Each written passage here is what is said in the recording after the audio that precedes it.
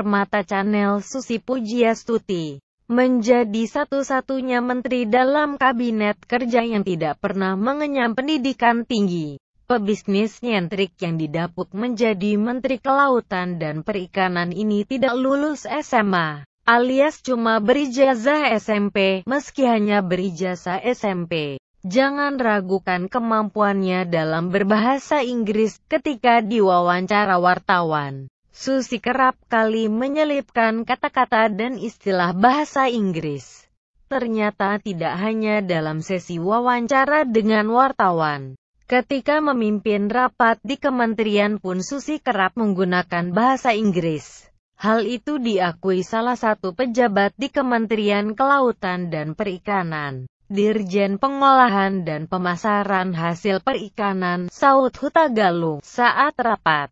Susi masih dominan menggunakan bahasa Indonesia, namun diakui Saud, Susi fasih berbahasa asing dan kadang menyelipkan kata-kata bahasa Inggris dalam rapat.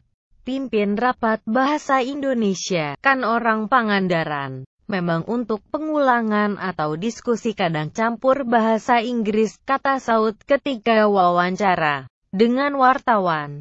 Susi juga kerap menggunakan bahasa Inggris. Seperti saat diminta komentarnya ketika dipilih Presiden Joko Widodo menjadi menteri.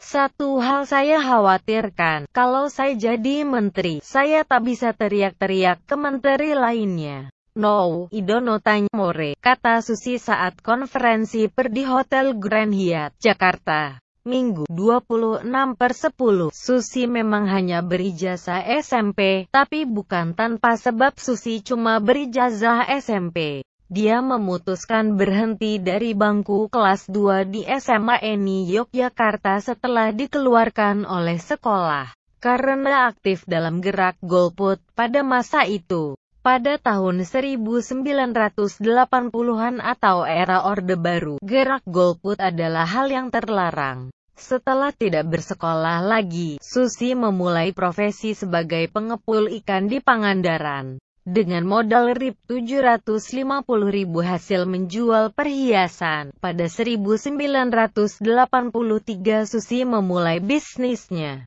Pada 1996